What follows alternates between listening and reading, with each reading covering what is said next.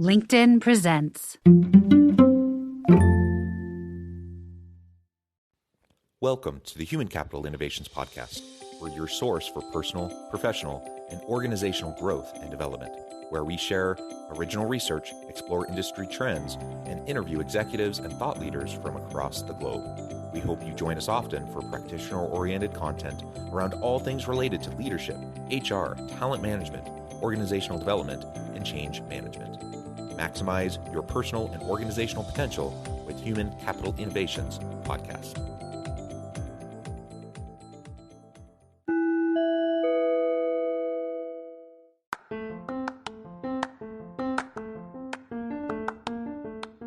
Do you enjoy the Human Capital Innovations Podcast? Enjoy ad-free listening by going to the Patreon page, and please consider contributing even at the producer or sponsorship level. And please leave a review. Thank you for your support.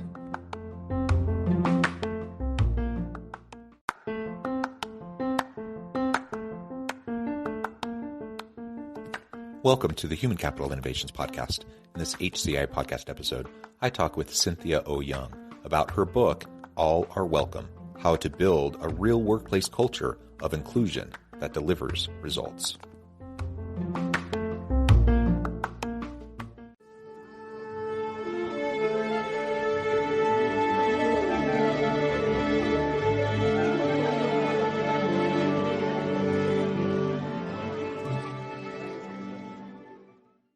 Cynthia Owyoung, welcome to the Human Capital Innovations Podcast. Thank you. Thank you so much for having me. It is a pleasure to be with you. You're joining us from the San Francisco area, and I'm south of Salt Lake City in Utah. And today we're going to be talking about inclusion in the workplace, specifically your book, All Are Welcome: How to Build a Real Workplace Culture of Inclusion that Delivers Results. There's so much research out there about the importance of diversity, equity, inclusion, and belonging. Both the business case for it, the human case for it. We'll get into a lot of that as we have our conversation today. And I like how you focused on having that real workplace culture, but also a results-driven culture, so that we can have both. We can have a safe, psychologically safe, welcoming place for everyone to bring their whole authentic self to work and contribute in meaningful ways, but we can also make sure that there are really good positive results from all of our diversity, equity, inclusion, and belonging efforts. So this is what we'll be discussing together today. As we get started, I wanted to share Cynthia's bio with everybody. Cynthia Owyoung is Robinhood's Vice President of Inclusion, Equity, and Belonging, partnering with business leaders, employee resource groups, and the people experience team to support Robinhood's mission to democratize finance for all. Cynthia is also the founder of Breaking Glass Forums, developing strategies to accelerate diverse leadership in inclusive organizations. She has established and led diversity, equity, and inclusion initiatives for over 15 years as an executive at organizations in multiple industries, including Charles Schwab, GitHub, and Yahoo. Wonderful to have you. A tremendous background. Anything else you would like to share with listeners by way of your personal context or story before we dive on into the conversation? Absolutely, John. I think the professional background is one thing, but for many people who are in the field of diversity, equity, inclusion, and belonging like myself, the personal background matters just as much. And so for what I tell many folks when I do this work, one of the reasons that I am in it is because I'm an Asian woman. I am the daughter of immigrants. I'm first generation born here in the US. I have a brother who is gay. I have another brother who is developmentally disabled. My father served in the Air Force. I've got a family, 2 kids, right? So I've got all the protected classes covered in my immediate family. And growing up with all of that influence has really given me the sharpened sense of empathy for other lived experience and a desire to correct for inequities that I've seen, right? I've grown up seeing people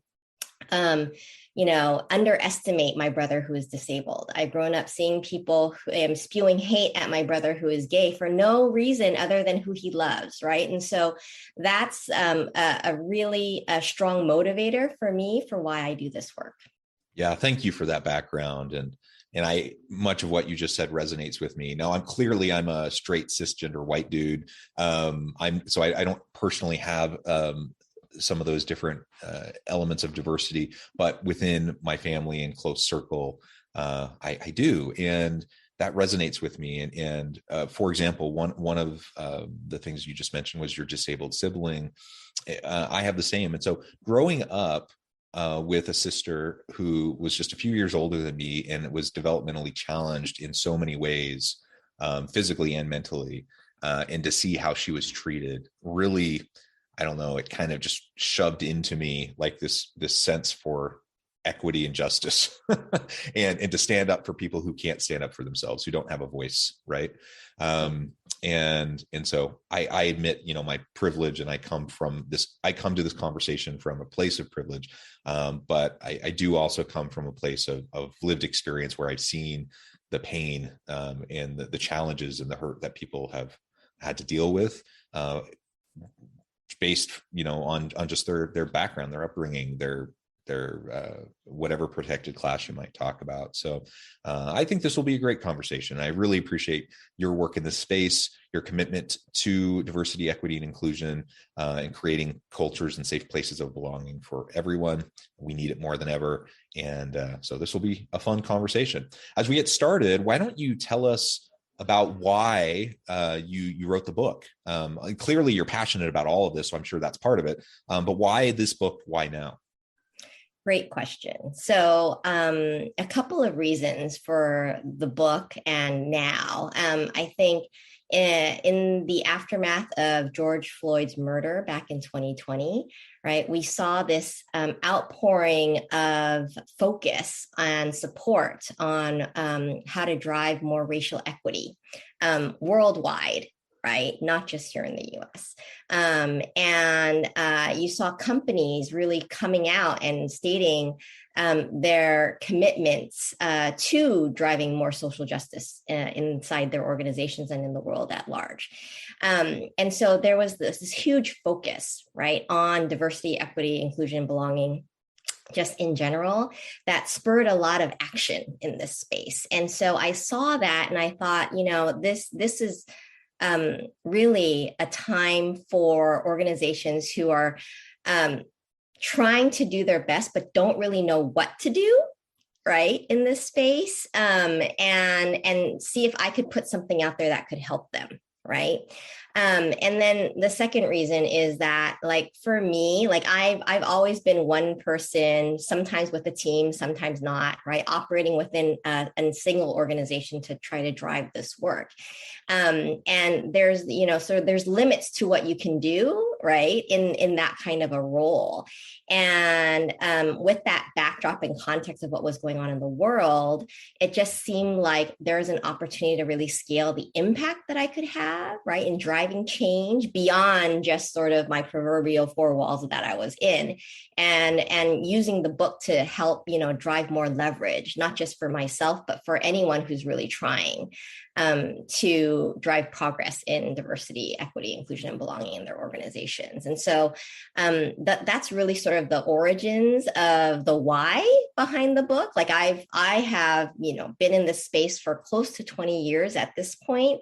I've learned a lot along the way. And I'm hopeful that the lessons that I've learned, I can impart in the book and help others kind of avoid some of the mistakes so that we can, again, accelerate even further and faster, farther. I love that. Further, faster, farther, because we have come a long way in the last couple of decades, but there's so much farther we need to go. And like you said, the social context under which, the George Floyd moment happened really shone a light on how far yet we have to go. There are still so many challenges and problems. And, I just think of the last 5 years as really just being a wake-up call for a lot of people who thought, oh, things are getting better. Things are, we're really in a much better place.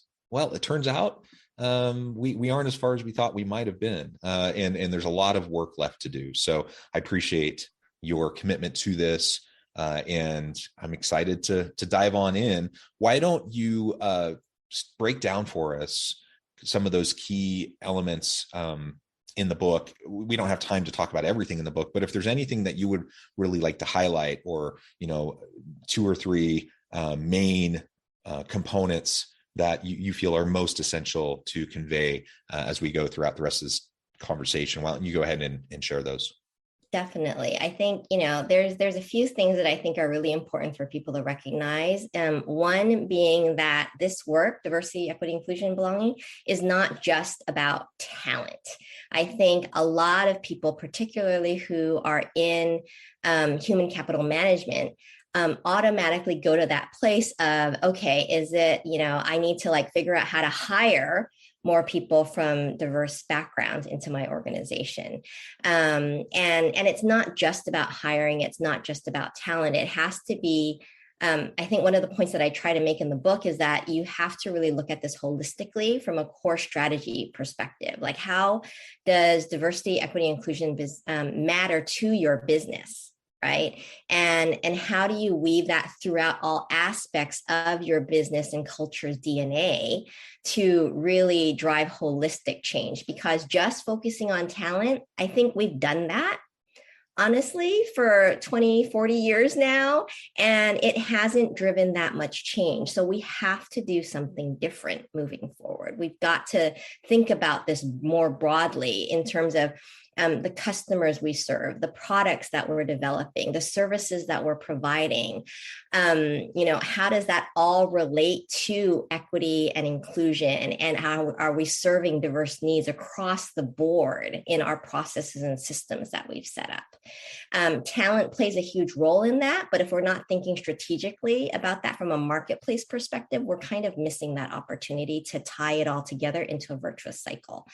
So I think that's absolutely one of the key things that people need to really take away from the book. I really like that, the virtuous cycle. And as you're talking, I'm thinking about social impact work. So that's a space that I do a lot of work.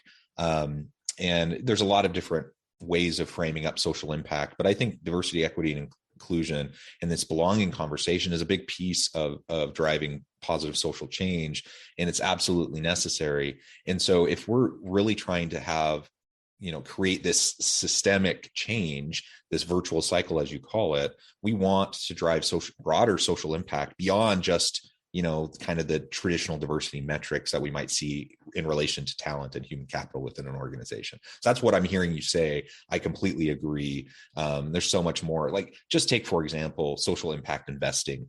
How are companies really committing their resources towards providing products and services to the consumer, and how do they invest their capital? That's a huge question, and there's tons of potential there to do more. Absolutely. I mean, you look at the examples that some companies are now starting to set in this space, thinking beyond, right, just their talent to the broader ecosystem that they can impact. Like the NASDAQ, they have a new rule of companies that are listing, right, they have to have diverse boards. Right. Goldman Sachs has said that they will only underwrite IPOs in companies that have diversity on their boards. State Street that does something similar with their Fearless Girl campaign, where they encourage more diversity and gender diversity on their boards of companies that they invest in. Right. And then you have on the other end of the spectrum, all of the employee activists that are now, coming to their leaders and demanding change beyond customer activism and shareholder activism, right? All of these influences, people are looking for us for companies and organizations to really do more because they see other institutions failing us in this space.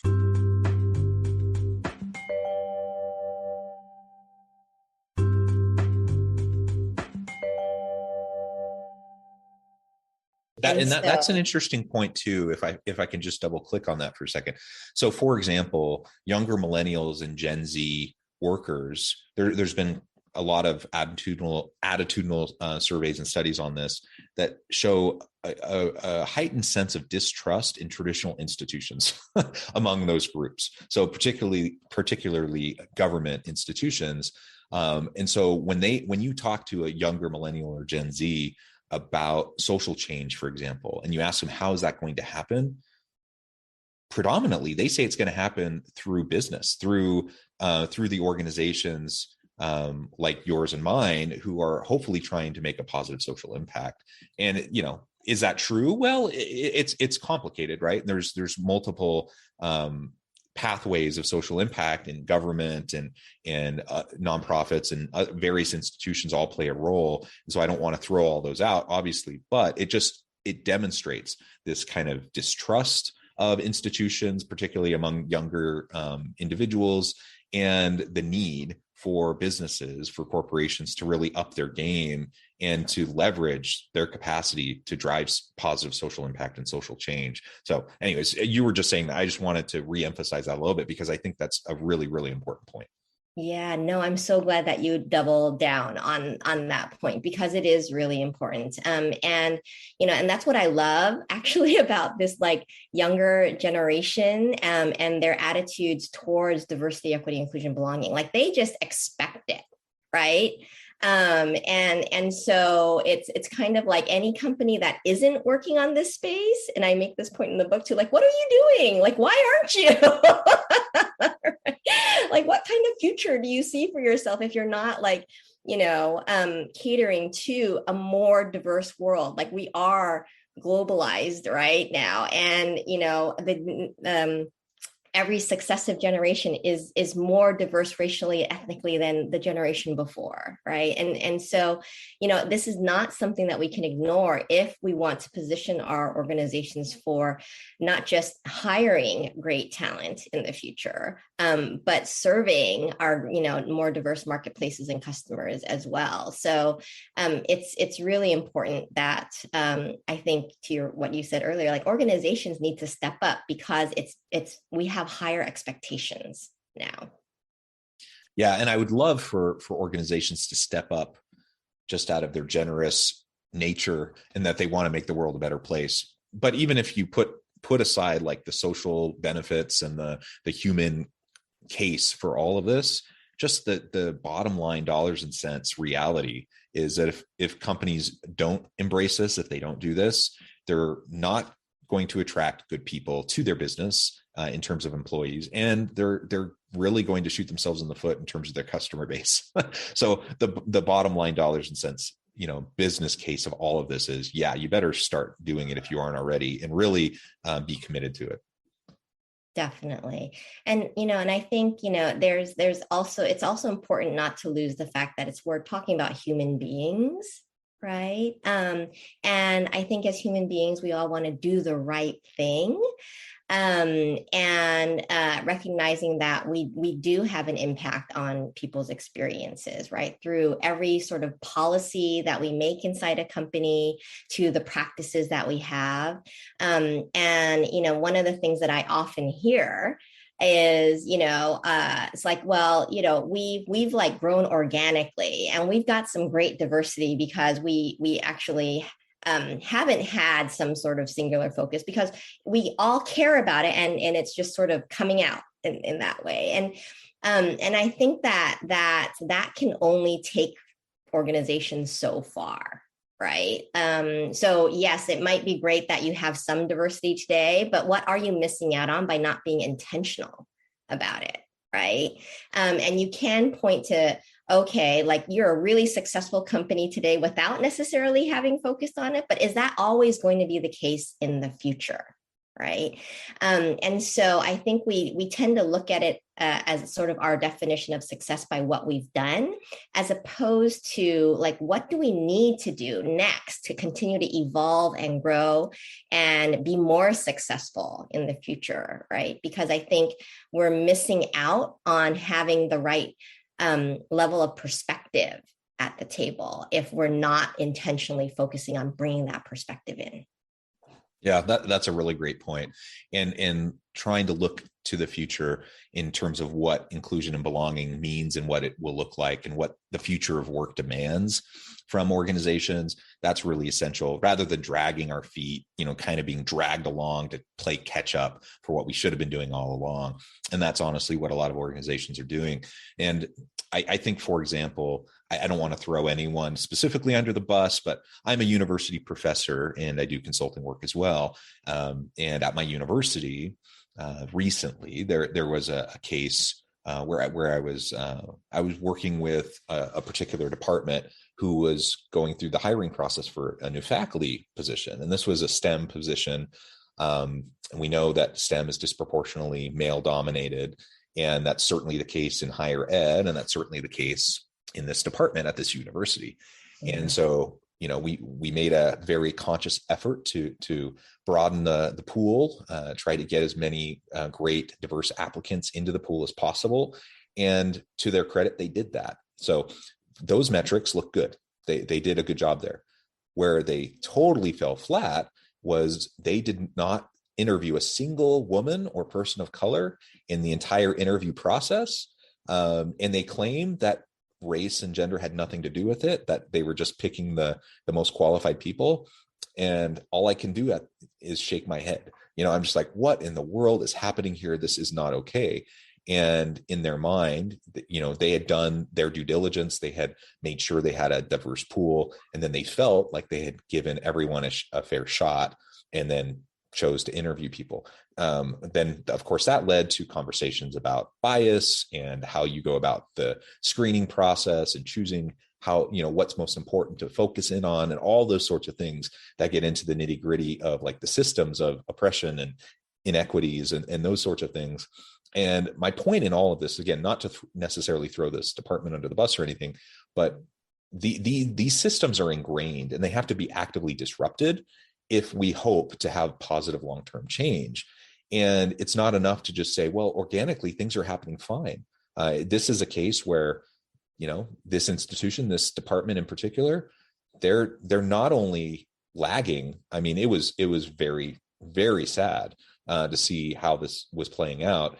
And they're lagging decades behind in terms of their mentality and their approach and their ability to really attract diversity and really have an inclusive culture within the department. There's so much work to do. So we need to, of course, get up to speed, but then we need to be looking to the future. And if we're not, we're going to be so far behind the 8 ball, and it's only going to hurt our teams and our organizations, not to mention all of those disadvantaged individuals who didn't even get a fair shot or a good look in the first place. Yeah, I love that example for so many reasons, John, because I think, you're pointing out a couple of different things that I think are really important for anyone who's in a position of power to make change, like needs to pay attention to, right? One being, how do I define success? Like, what am I looking for in terms of like capability for this role? Am I just sort of leaning on old tropes, right? Or existing definitions, or am I thinking about this in a way that's really unique to my organization, our needs now and moving forward into the future, right? And so, am I really defining the requirements for the role in a way that is allowing for inclusion to happen? So I think that's a really important point, one. And I think the second piece of this is just like, very often when we look at candidates that we're evaluating and we compare them to each other, right? And you have some set of qualifications that you're assessing all these candidates against, and there's always going to be somebody who seems like they tick more of those boxes, right? And more often than not, that somebody tends to be in the majority group because they've had more opportunity to be able to tick those boxes, right? Well, and the very boxes that they choose to include that need to be ticked are in their, it's leaning their direction already anyways, right? Exactly. Back to the whole, like, how are you defining the role requirements and success, right? And I think what often gets lost in the conversation and clearly wasn't part of the initial conversation within that department was, what do we need from a departmental level? What do we need from a team level? Like, what are we missing in terms of a perspective that can make us all better, right? As opposed to just like one-to-one comparison of like one candidate qualifications to another. Because when you do that one-to-one, like it's really hard to justify. And then you get down that rat hole of, well, just because this person's a woman, does that mean I need to hire them? Well, no, but that woman might bring a really different perspective that you're missing in the organization that is going to help you actually excel, in either, being empathetic with your students or, in the university case, or, being able to help you provide marketing insight to, your customers who might be, have some percentage who are women, right? Or whatever the reasoning can be, like you have to like draw that line, right, to how that perspective is going to be helpful for you. And that's the thing that I think people need to think more about and focus on when they're making decisions around who comes in, like as part of the in-group versus who is out. Yeah. Well said. Well, Cynthia, this has just been a really fun conversation. We've only scratched the surface. There's so much more. And so everyone needs to go get your book so they can learn more about all of this. Before we wrap up for today, I just wanted to give you a chance to share with listeners how they can connect with you, find out more about your work, where they can find your book, and then give us a final word on the topic for today. Everyone can connect with me on LinkedIn. You can find me on Twitter at Cynthia Owyoung, and buy my book through my website, cynthiaowyoung.com. It has all the links to all the places that you can buy it. And especially if you support independent bookstores, I'd encourage folks to go there. And I would say the last word on this topic is don't be afraid to do something different than what you've been doing in this space, right? I think a lot of us come to this with a fear of like doing something wrong or offending somebody inadvertently. I think that if you take the effort to actually like get educated and get some insight and genuinely, authentically are curious about other people, you will be given some grace in that respect. But it shouldn't be an excuse to not do anything. Like we have to do something, and it's better to do something than nothing. Yes, absolutely agree. And again, I'm a straight cisgender white dude. I have all the privileges. I don't really have any sort of diversity. I'm part of the dominant, privileged group, and it's something that I try to be engaged in. And I'm sure that I say dumb things sometimes, or that I am insensitive, or put my foot in my mouth on occasion. Those sorts of things. But I'm going to do my best. I'm going to do my best to get into the space, to try to support those who need support, to give voice to those who need a voice. And there's no excuse for me to not do that. And so I just echo what you said, like let's all try to get engaged and involved in the work. It's super important. And ultimately that will give us the best chance of driving change when collectively we all work at it together. Thank you so much for that, John. And thank you for your allyship. Well, it's a pleasure. I do the best I can and know how. It's been a pleasure, Cynthia, to be with you. I encourage listeners to reach out, get connected, find out more about what Cynthia can do for you. Check out her book. And as always, I hope everyone can stay healthy and safe, that you can find meaning and purpose at work each and every day. And I hope you all have a great week. Do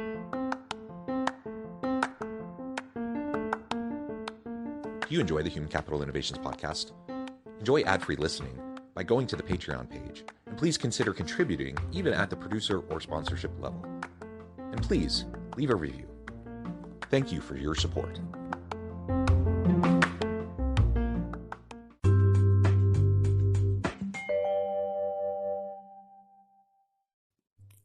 Thanks again for joining us for this episode of the Human Capital Innovations podcast. I hope you stay healthy and safe, and that you have a great week.